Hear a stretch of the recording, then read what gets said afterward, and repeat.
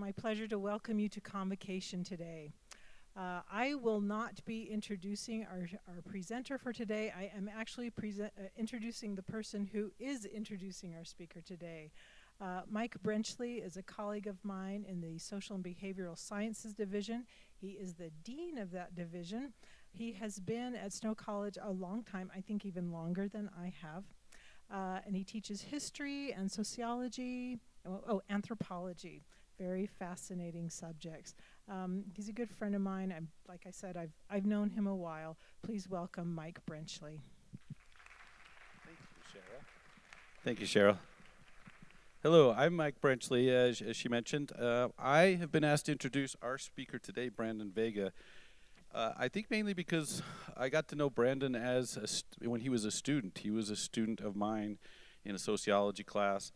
One of my best students, wrote a fantastic essay. I kept connection with him and over the years, and he's been a great friend and someone that I look up to. And I'm excited to have him here at Snow College. I've had him here at my house and around the campus, and I've been able to be around him for another couple days now, and it's been a great reconnection. So I'm excited to have him here for you and for you to get to know my good friend Brandon Vega. Let me tell you a little bit more about him. I'm going to read a little bit of this, but to help me keep it straight. But Brandon is a native of Miami, Florida.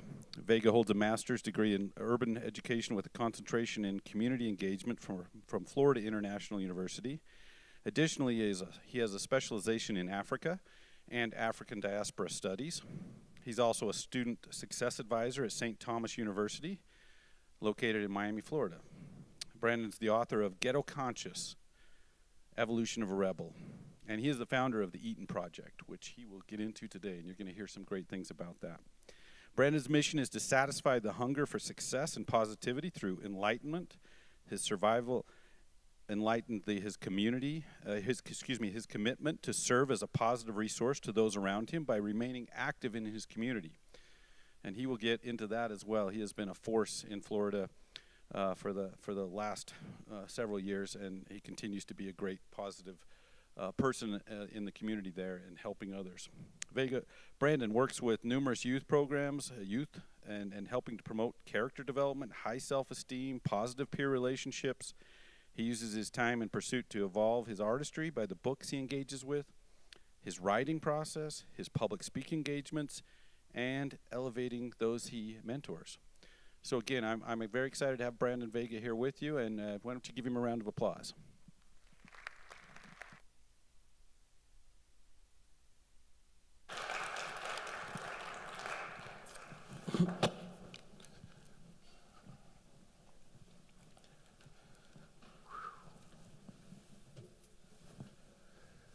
Good afternoon, everybody. Wow. Good afternoon, everybody. Good afternoon. Thank you. Thank you, Mr. Brenchley, for introducing me. I greatly appreciate that. Thank you, Dr. Bodrero, for giving me this opportunity. Like I always say before I get ready to talk, one of the things I learned when I was at Winthrop University playing for a guy by the name of Pat Kelsey was to never delay gratitude. So I want to extend my gratitude to everybody that made this possible. I want to say thank you to Snow College, and it's just an honor to be here because I was once a student sitting in Convocation. So now getting the opportunity to speak is just really, really, really, really mind-blowing, and I can't believe it. But thank you all for being here, and I look forward to this presentation. And today, we're going to talk about the EATN pillars of success. Now, EATN, where I come from, EATN means getting money by any means necessary. Where I come from, that means doing things illegally sometimes, hustling, doing whatever it takes to survive.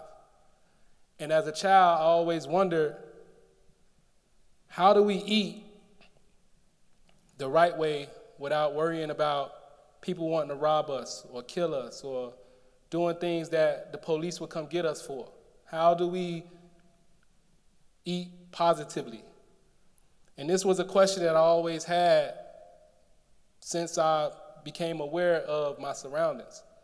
because I saw a lot of different things and I was always confused by why certain things were taking place. But when you live in a certain environment, things begin to become the norm.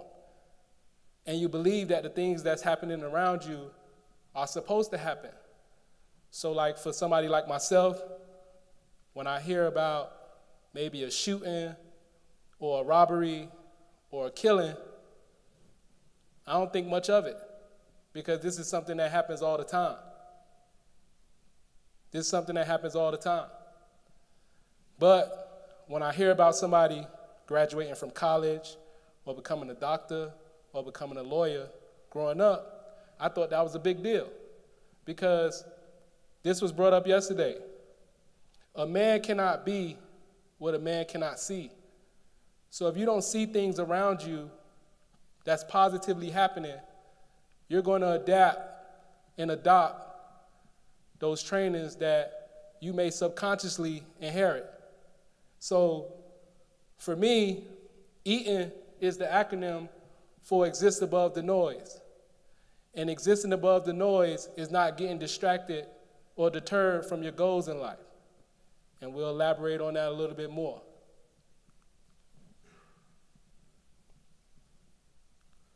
Sorry.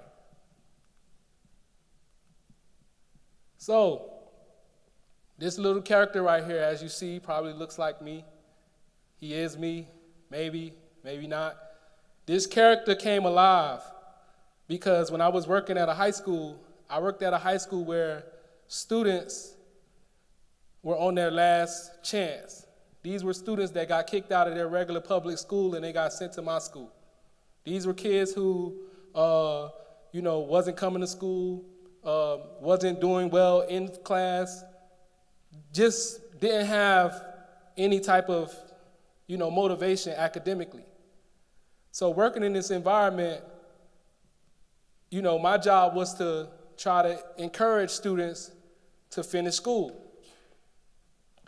When I started writing my book, Ghetto Conscious, Evolution of a Rebel, I was writing pieces, and one of the kids in my class was an artist. Because when you don't have no money, you try to figure out, how to get things done the cheapest way possible. So I was thinking about having this student be the illustrator for my book. And when I gave him a few of the pieces in the book, he ended up drawing this character right here that you see. And I asked him, what made you draw a picture of somebody that looks like me? Because nothing that I wrote and gave him indicated that I wanted a picture of myself. But I think of things in the world working in mysterious ways because God always points us in the direction that we're supposed to go, right? How did Brandon Vega from Miami, Florida end up in Ephraim, Utah, at Snow College? That's a stretch. But Snow College is the only place that gave me an opportunity. So that's why this moment, this opportunity, means everything to me.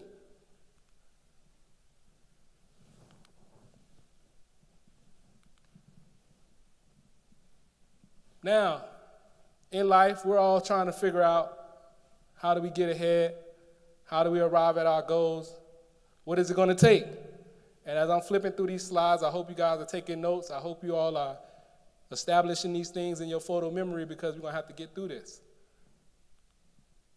Life is like a maze, right? Like I say, everybody in here has a maze that they have to get through.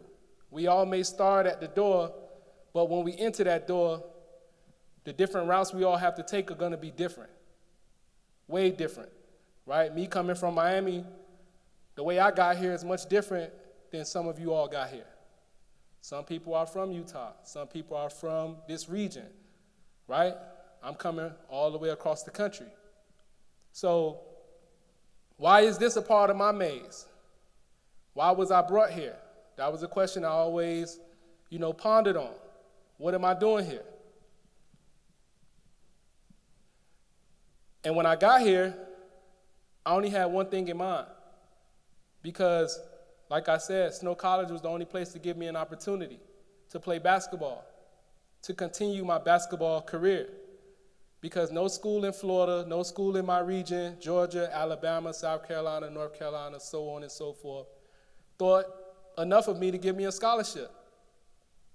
Now, my father used to say, son, if you don't earn a scholarship, you're going to have to work when you get out of school. And I can tell you all right now that if I didn't come to Snow College to play basketball, Brandon Vega, you would have never heard of him, because he'd probably be dead or he'd probably be in prison.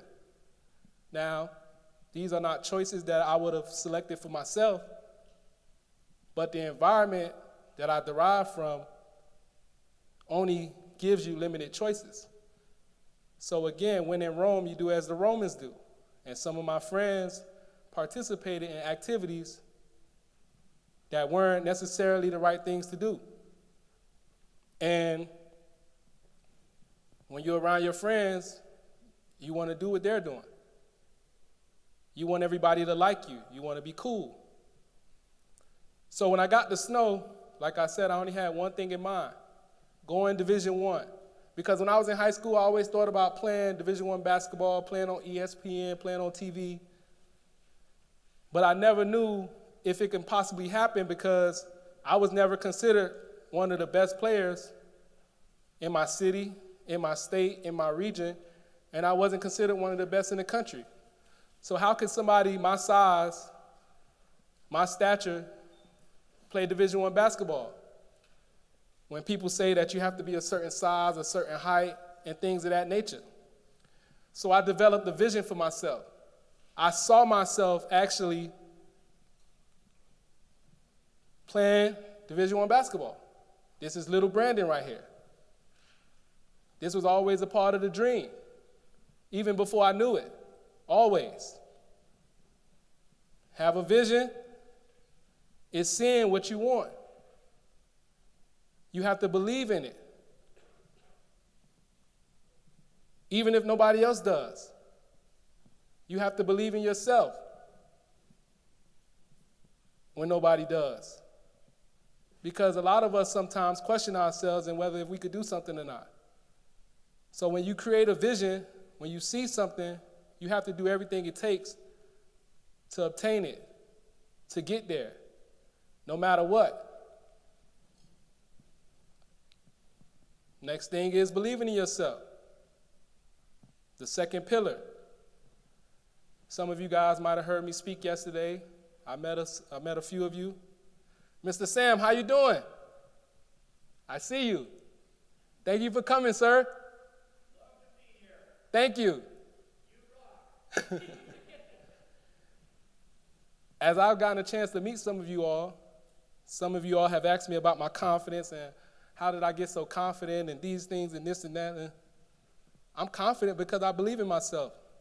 Even when I don't believe in myself, I believe in myself, right? I wanted to put these pictures up in this presentation to show, like, again, Brandon Vega was actually at Snow. He played at Snow. He wore the jersey.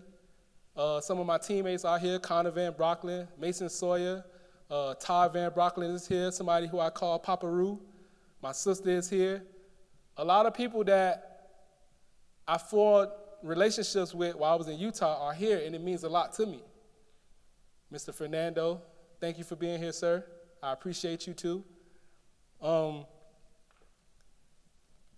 This whole opportunity is just surreal. And then again, believing in yourself, right? I believe this in myself so much that at a point guard position, you're, considered good based on your wins and how many assists you average. Now, I have to talk about myself to make this presentation make sense, but I don't like doing it, but I'm going to do it anyway. These are stats right here. I highlighted my stats. I took more shots than everybody. I only had 2 assists this game because I was probably out to prove something. If you see, I only played 18 minutes. Everybody else played more than me. I only played 18 minutes, and we had 26 points, I believe. Yes, 26.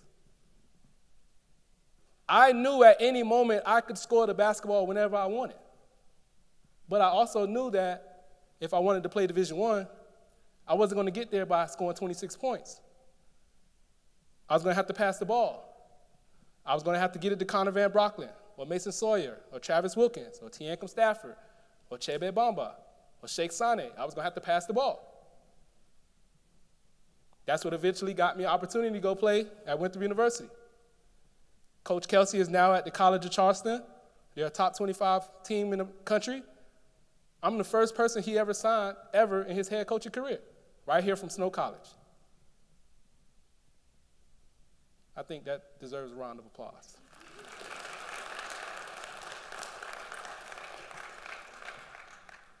So, I came in with a vision, one mission, go Division I, by any means necessary. I shared with some of you guys yesterday.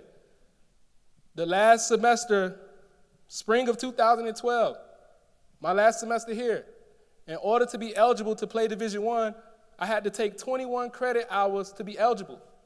21. And I still had to go to practice. And I still had to play in games. But that's because I wanted it. Like I say, if you want something, you're not going to say you want it. You're just going to go get it. But you have to believe. Next is take action, the third pillar of EATN success. Take action. No matter what you do something. Here's me. I got this idea, this EATN idea. I remember I used to talk to Pops all the time and talk to my friend Wayne and talk to people all the time about how am I going to get this thing going. I've invested so much money in what I'm doing that if I probably wouldn't have been on this path, probably could have bought a house already maybe. Well, not with the housing market the way it is now. Anyway. But I'm invested in myself because I believe in myself.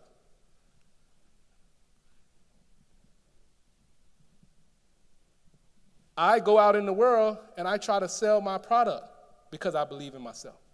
I'm not waiting for anybody to come find me. I'm going out into the world to do whatever it takes to let everybody know that Brandon Vega is here. See, Connor may not remember this, but I remember my sophomore year I told Connor, the world is going to know who I am. Now, I thought it was going to be basketball-wise. But basketball is not the reason why I'm standing in front of you all right now. Basketball was never the reason I was going to be here up on this stage. Basketball was just a navigational tool to get me from my environment, to save my life. Right? Sometimes we can be doing things and we think that this is what we're supposed to be doing. But that thing that we're doing is actually propelling us to do something else. Because you can ask anybody that knew me when I was here, and I'm sure a lot of people think highly of me. If you would have said Brandon Vega was going to be an author, people probably wouldn't have believed it. Right, Ms. Keller?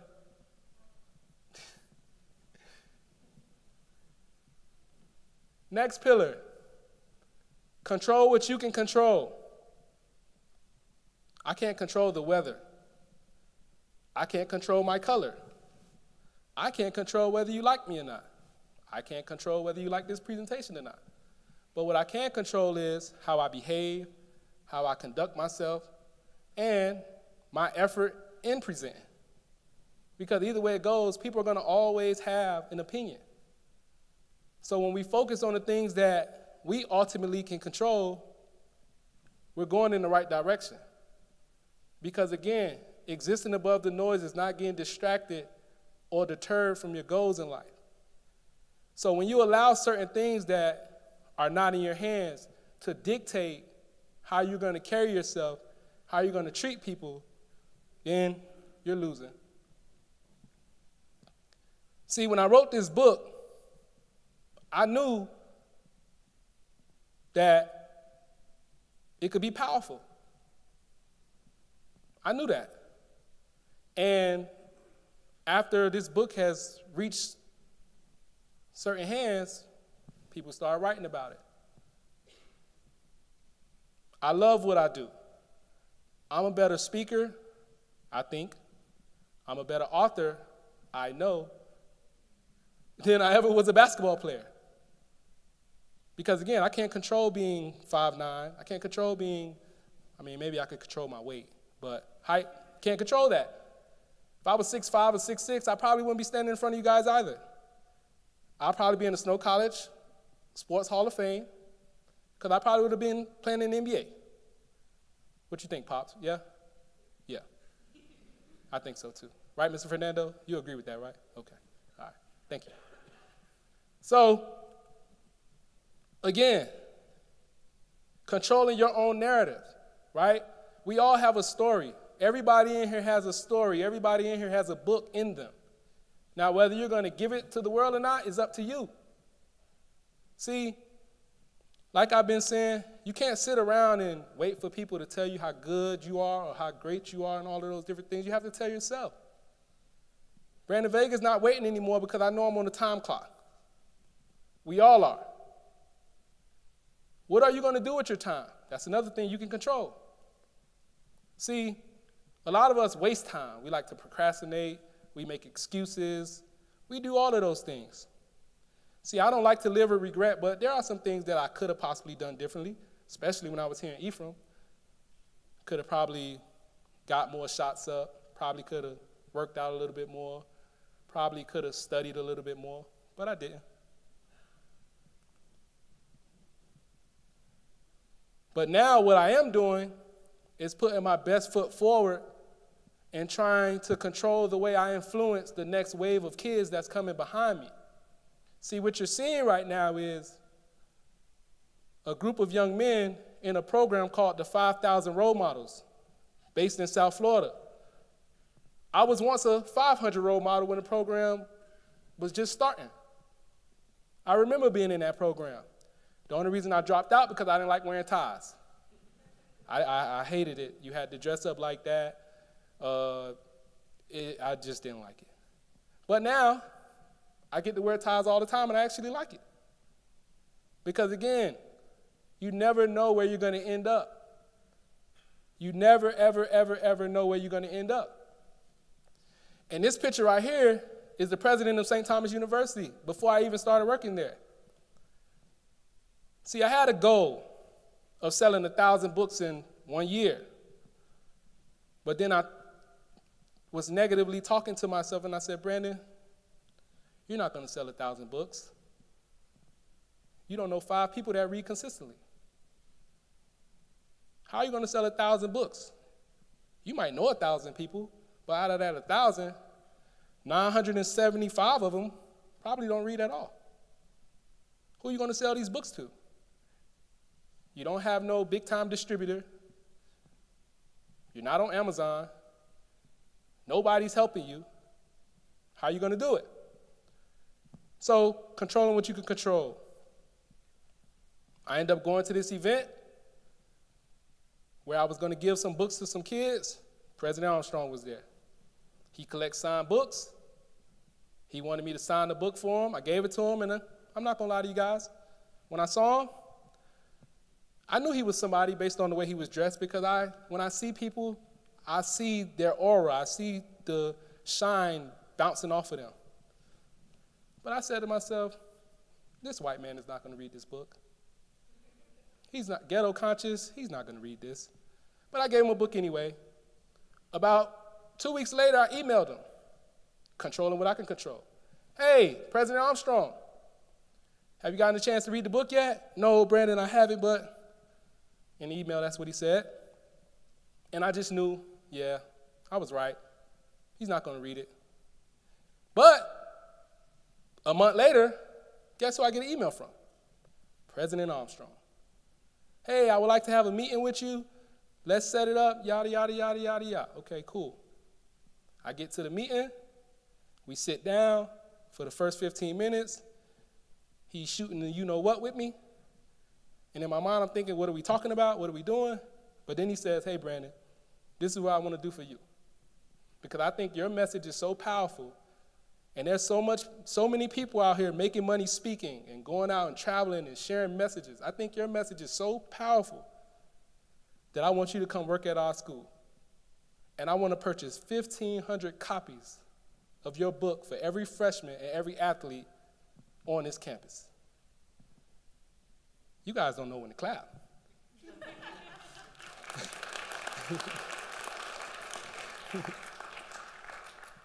So controlling what I can control led me into this position. Next thing, eliminating distractions, especially in the world we live in now with social media. When I first got here to Snow, things were just starting to pop off. Like Instagram was just starting to really get going. You know, Facebook been around for a second. But things weren't how they are now, right? Now, social media we're all on it all day long. It's a distraction. It keeps us away from things we're supposed to be doing.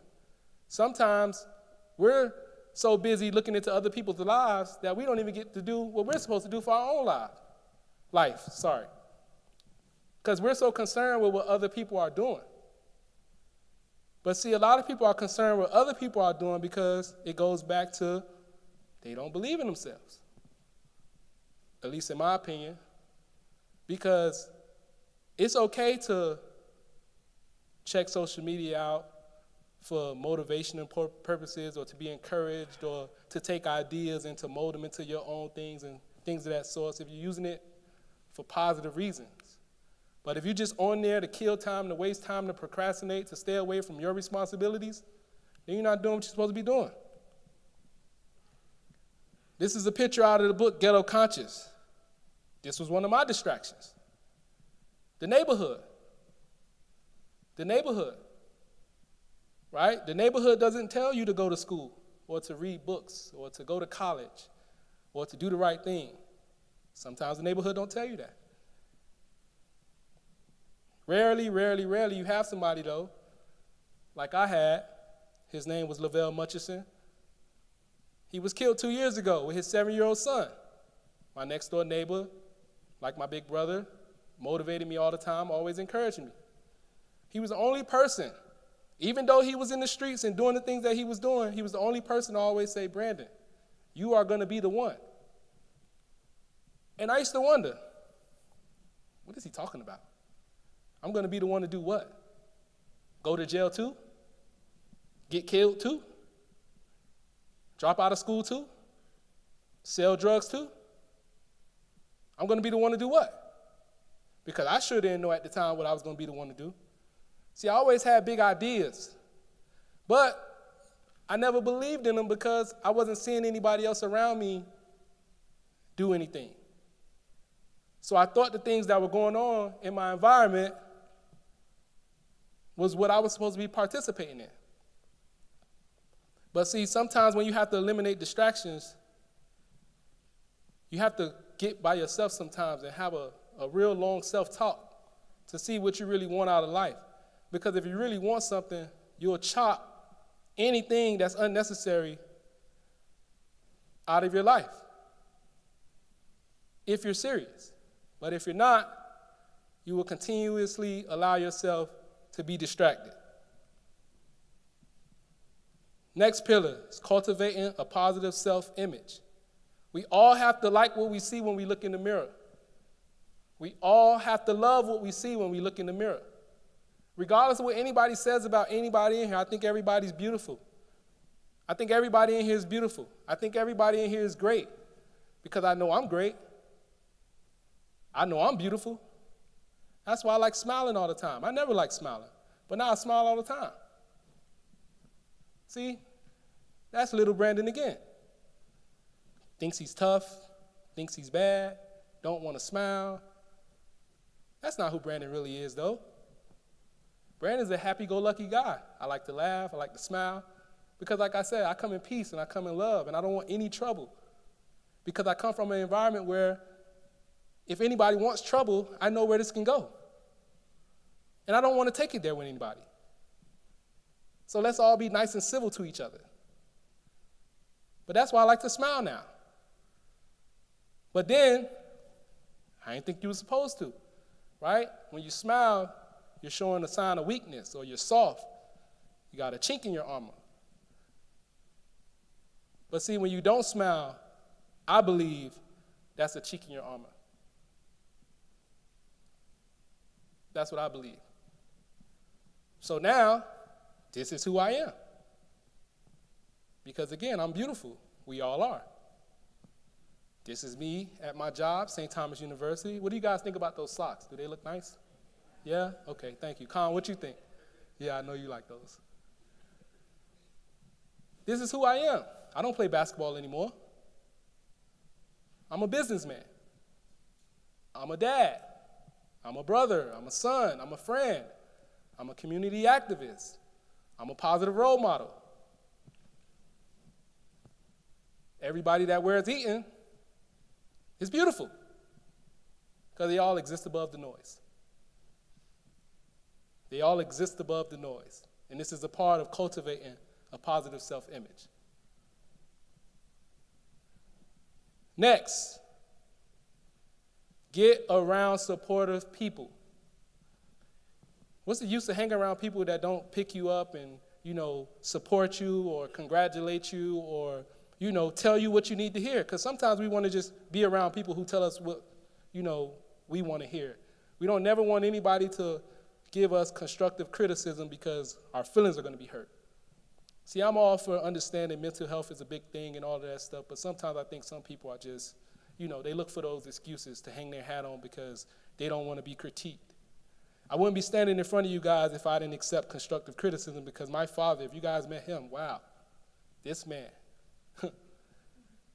Talk about one bad basketball game and that 1 hour car ride, see how that'll go for you. I used to get abused verbally, oh my God. So when somebody says something to me now, it doesn't really bother me. Mr. Brenchley, you see yourself? I had brown hair. What's up with that? I know. You young. Get around supportive people. People that love you, people that care about you, people that support you.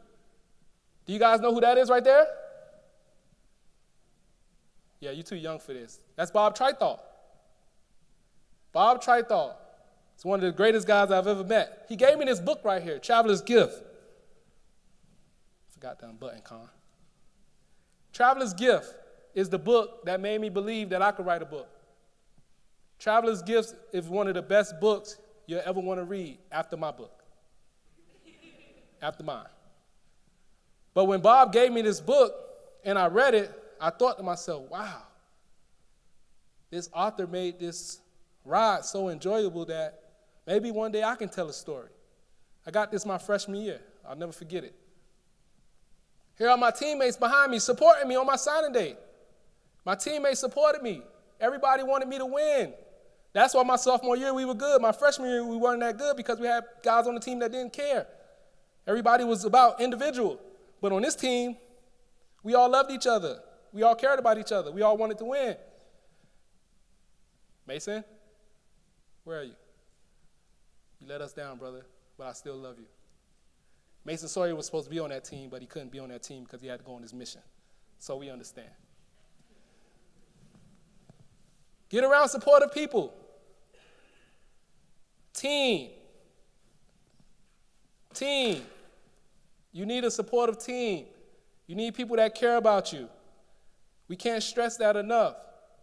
Find 1 or 2 people who really want to see you succeed, that encourages you to go to class, that encourages you to do your homework. Anybody that's trying to get you to go to a party or to go do something silly or to go do something that has nothing to do with nothing, those people don't really care about you. They don't really care. I want you guys, again, to take all of these pictures in because that's a part of this presentation, to look at all of these things. Look what existing above the noise is doing. Look at what Eaton is doing, right? Because Brandon Vega, this is not about him. Brandon Vega truly believes he can change the world, not because he can do it by himself. He can change the world because he can influence other people to go out and change the world with this Eaton message. There's Winthrop University. Brandon Vega doesn't have to be in the picture to get support. You guys don't ever have to see me again to support me. If you go out and talk about me or purchase my book, I would love that. That'll be supporting me. That'll be supporting me because we all need support. Look at those guys right there. They're supporting me. Those are my brothers. Doesn't matter what you look like. It doesn't matter what you come from. I can blend in anywhere. I can do anything I want to do. I can do anything I want to do, and nobody can stop me. Not on the basketball court and not in real life. I can go in the trenchiest place in the world and stand on the corner and get anybody to listen to what I have to say. And I can also stand in Convocation at Snow College and get people to listen to what I have to say. There we go.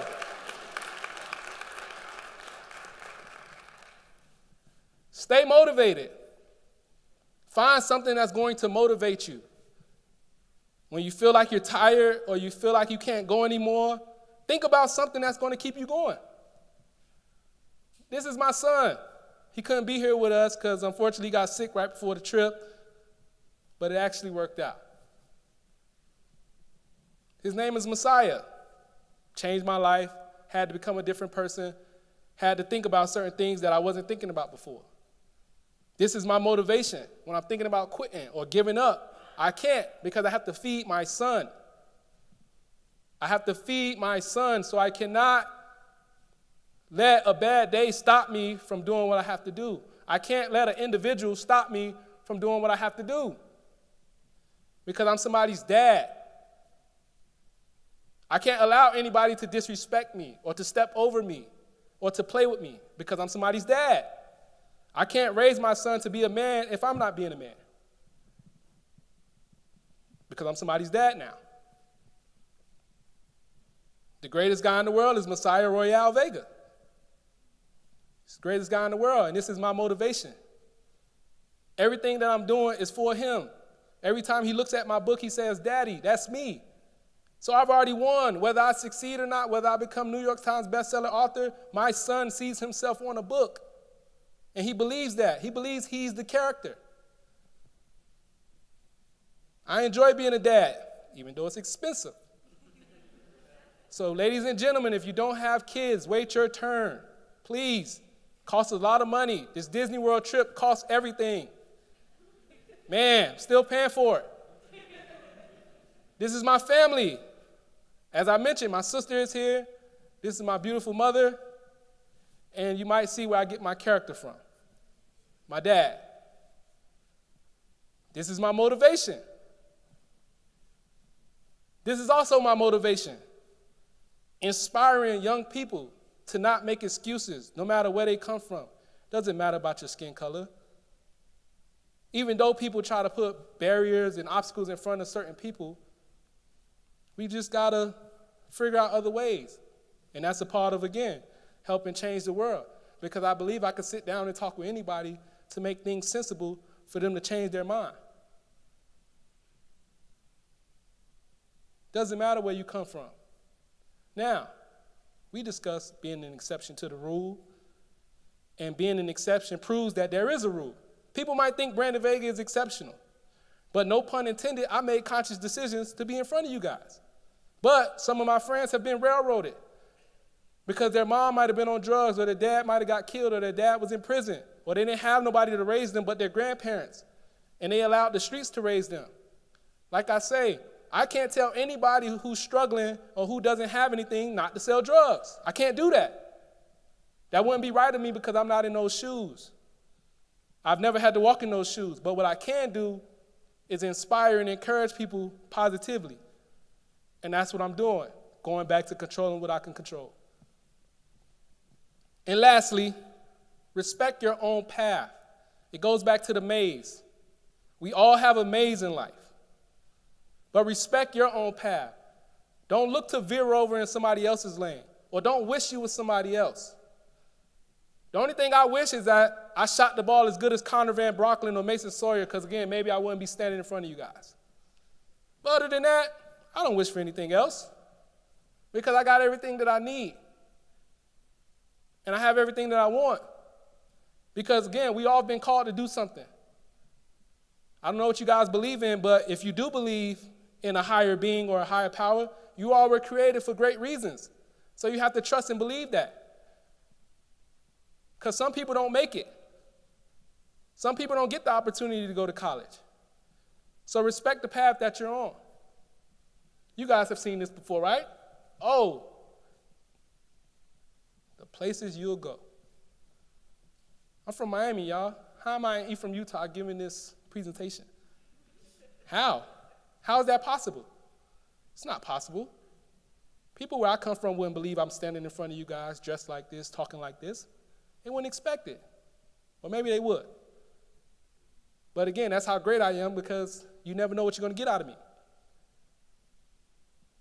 Never know. Snow College again, you all. One of the greatest places in the world, not because I'm here, but because of the opportunities that it gave me. See, at this time, God was showing me that I was going to be a speaker. I was already a speaker before I even knew it. Look, it's proof. We didn't edit this. It's proof in the pudding, right there. You see the old Badger basketball. Now I'm in this position. That's Western Carolina University. Spoke to the basketball team. Now I'm presenting to you guys. Now I have a book. Thank you. Thank you. Respecting my own path. Giving lectures. Look at those kids. They look anxious to answer the question because I make it fun to learn. I want people to think that it's cool. I'm changing the narrative, right? It doesn't matter how many tattoos I got or how my hair look or where I come from. I'm going to change the world. I'm telling you all that right now, and you're hearing it here first because I really believe that. I was on the news. Wow, ABC 7, Brandon Vega on the news. How does that happen? The only thing I know people being on the news for is either getting killed or for committing a crime. I was on the news to talk about my book and my workbook. I came from Snow College, guys. And wow, you guys get to see the cover of the next book. Round of applause for that. Whoa. We're working on book number 2. It's almost here, guys. Exclusively here at Snow College, you guys are the first people in the world to see the cover of the next book, Ghetto Conscious, Dancing with the Shadow. Dancing with the Shadow. And guys, no matter what, starting from the beginning of having a vision, everything's going to be okay. No matter how hard it is for you all, everything is going to be okay, and you will make it. You will make it, I promise. Because you all remember the maze at the beginning, right? See, even though I'm still in life and I'm still going through different mazes, that little boy that grew up in Carroll City, he made it. He has 3 degrees now. He's pursuing his PhD in ethical leadership with a focus in criminalization. To teach people where he comes from that, guys, we can be greater than we could ever imagine. See, all the people that came to see me today, they don't look like me. But they don't have to look like me because we've established the love relationship that love doesn't see color. Understand that. Love doesn't see color. Intelligence doesn't care what color you are, guys. Intelligence and love don't care what color you are. And I don't know what that is. And I don't know what that is either, but Mr. Branchett, if you could pass out those papers, this is my time. If you guys have any questions for me, I'll be more than happy to answer. Thank you all so much for your love and your respect. I appreciate it. Thank you.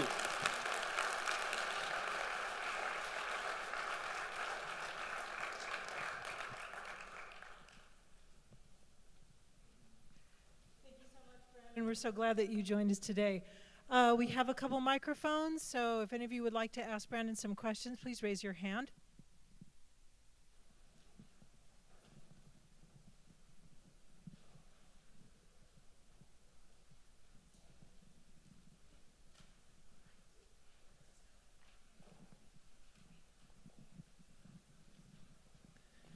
Well, is this on? Oh. First, just to thank you, Random, for being here today. But I want to ask you this question, perhaps on behalf of some of the students. What can you tell the students that may not have hope, that they don't see the end, that they don't see how they can succeed? What can you tell them? Thank you, Mr. Fernando. What I would say to you guys, if you feel like, you have no hope or you feel like giving up, I know it's easy to say keep trying, but again, it goes back to believing. Believe in the reason that you were brought here. Believe in the reason that you were brought here. See, when I was going to school here, outside of basketball, I had no hope. But basketball is the only thing that drove me, that motivated me. Find something that motivates you. Find what drives you. Get inspired, right? Ephraim is a beautiful town because of the scenery. Connect with nature. Connect with like-minded people. Use your resources around campus. I see you guys have so many new resources here that we didn't have when I was going to school here. You could go talk to, you guys have therapists, right? On campus, you have therapists now. Use these people. Make them work. Go speak with your professors.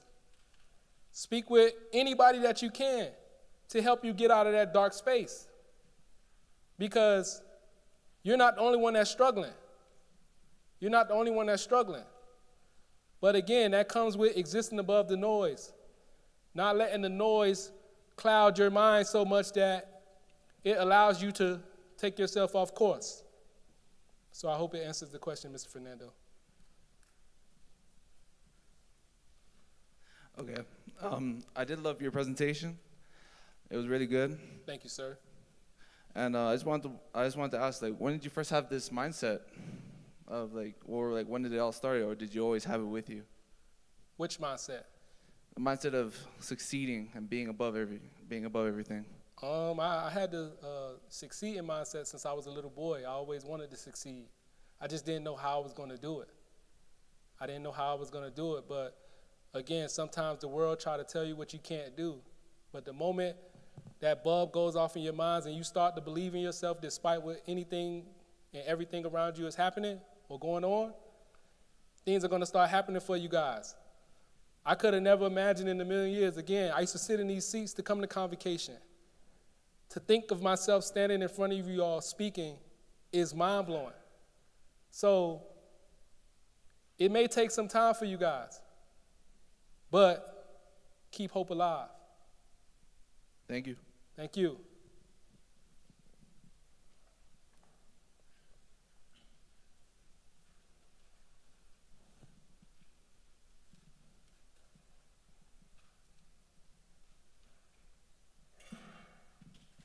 So what do you suggest for people who are wanting to start their own community or organization outreach programs like you have? I would say start speaking with people, asking people what they're interested in. One of my favorite saying is to shake hands to make friends, building your social capital, building your networks. Again, I wouldn't be standing here in front of you guys if I didn't maintain the relationships that I established when I was here in Ephraim, right? I said this yesterday. I established a relationship with Mr. Fernando, Mr. Mike Brenchley, Miss Rachel Keller, Bob Trithall, Gary Chedester, Gary McKenzie. All of these great people I established a relationship with and I still have a relationship with today. So some of my teammates, right? I haven't been here in 11 years, guys. I haven't been here in 11 years and a couple of my teammates came to see me. That's because we still have a relationship. We may not talk every day, but we still have a relationship and a mutual respect for each other that if we're close enough to each other, we're going to make sure we check each other out. So, again, I believe in everything happening for a reason. Here I am 11 years later. I try to, make things make sense. This is probably why I wore the number 11 here at Snow. So it all makes sense to me. So network with people and shake hands to make friends.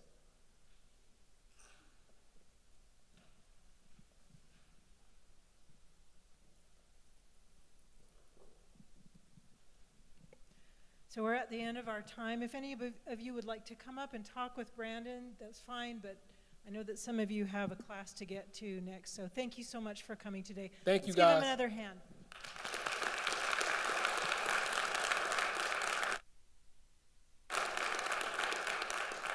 And lastly, I have something for everybody, so I just got to get it out the back, but I want to leave you all with this. The pledge for Eaton is, I will discover my purpose in life. In order to fulfill my purpose, I will embrace all pressure and challenges along the journey. I will achieve the goals I set out to accomplish. I will take the good with the bad, understanding that nothing in life comes easy. And I will never lose sight of the bigger picture despite the obstacles thrown my way. I will exist above the noise. How can I starve if I'm always eating? So with that, ladies and gentlemen, thank you again, and great luck to you all the rest of the way. Thank you.